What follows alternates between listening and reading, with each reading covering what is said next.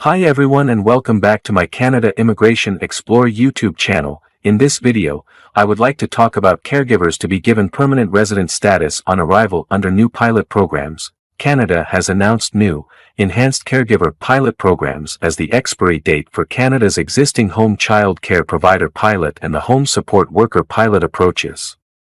The existing pilot programs are set to expire on June 17.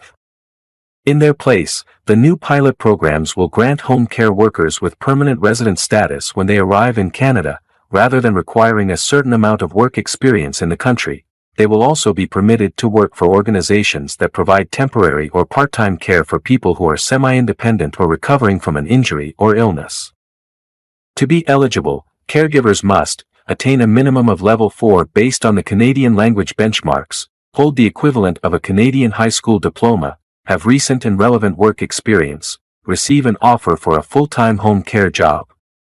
This criteria marks a change from the previous pilot programs that required a CLB of 5 and a year of Canadian post-secondary education or a foreign equivalent. The programs also included a work experience requirement of at least 6 months.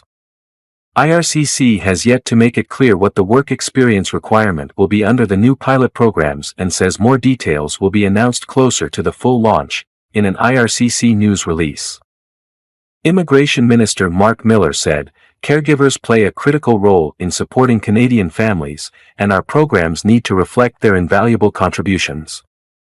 As we work to implement a permanent caregivers program, these two new pilots will not only improve support for caregivers, but also provide families with the quality care they deserve."